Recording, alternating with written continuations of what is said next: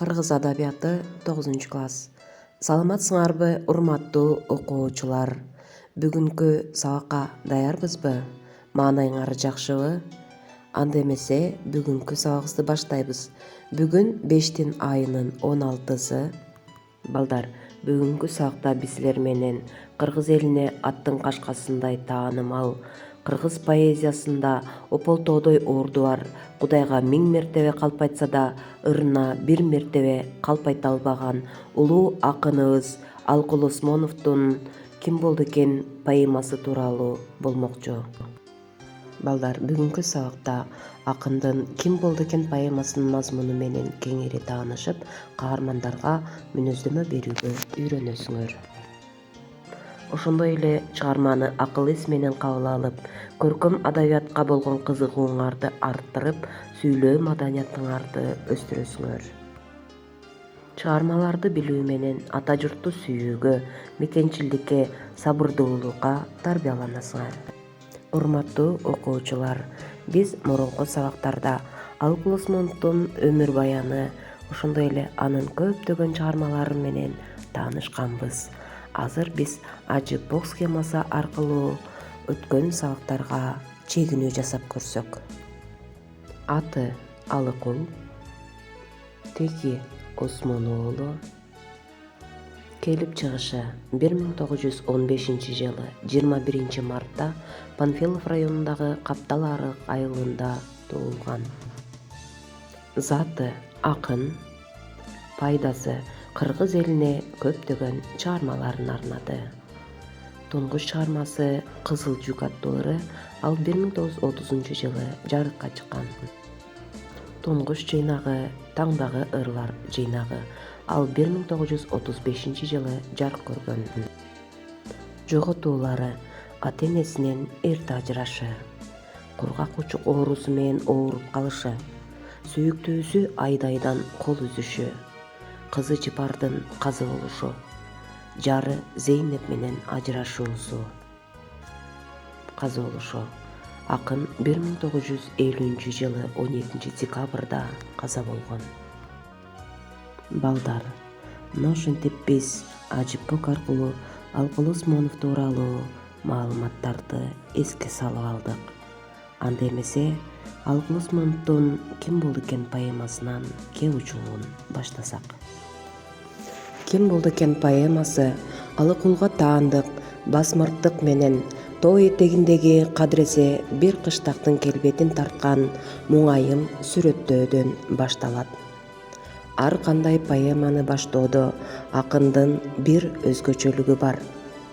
Ал өзгөчөлүк окуяны өнүктүрүү үчүн Алкул Осмонов кайталангыс, таамай тартылган лирикалык чегинүү жасайт.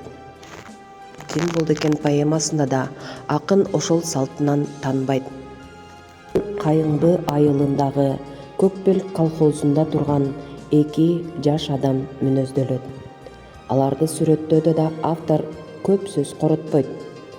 Поэманын 2, 3 строфаларында алардын мүнөзүнүн негизги жетектөөчү жактары көрсөтүлүп, бирок айрым кишилер ал экөөнүн туура баалабай жүргөнү психологиялык жагынан ачык айтылат.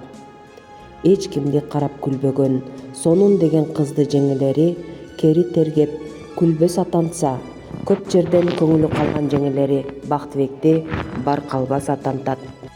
Күлбөс да, Баркалбас да көбүнчө терс образдарга коюлуучу юмордук аттар. Бирок буларды акын ылакап аттар катары колдонбогондугу баарыбызга белгилүү. Бул ысымдарды аларга адегенде жеңелери беришти.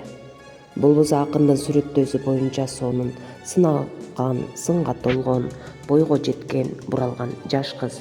Ал эми Бактыбек кой оозунан чуалбаган, момун көрүнгөн менен айылдагы ардакталган жигиттердин бири. Жеңелери сонунду, жакшы үндүү, күлүк аттуулардын бирине бере коюп, Жеңкетай жейимдешсе, сонун ал жигиттерге карап да, күлбөй да койду. Ошондуктан анын сонун аты Күлбөскө айланды. Дайым мекендин керегине жараган Бактыбек жеңелеринин өтүнүчүн өтөбөй, көп жерден көңүлүн калтыргандыгы үчүн Баркалбас атыкты. Сонундун колун көп киши сурады. бирок алардын бири да оң жооп алган жок.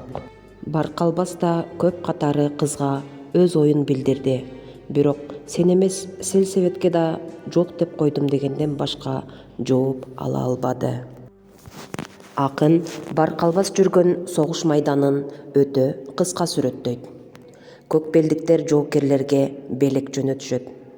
Бул иштен Күлбөс да четте калбайт. Ал өз белегине кошуп, баатырдын баатыр алсын деген жазуусу бар кол жоолук да жиберет. Согушта көрсөткөн эрдиги үчүн орден менен бирге ал белекти генерал Панфиловдун өзү Баркалбаска тапшырат.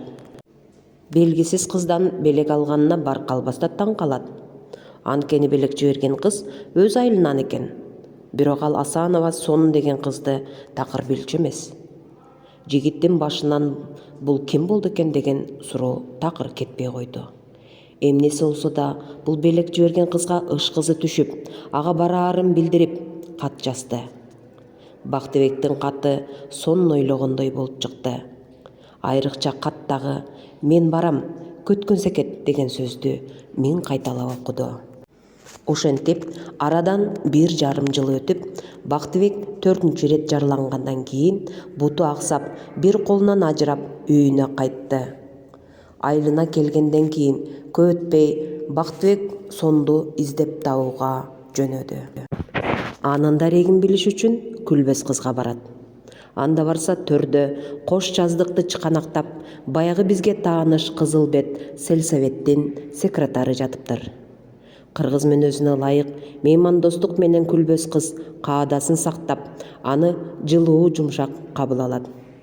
Ал эми секретарь болсо кытмыр карап, көрбөмүшкө салып, өйдө турбай баатыр, жол болсун» деп кош көңүл бирдемени сурамыш болот.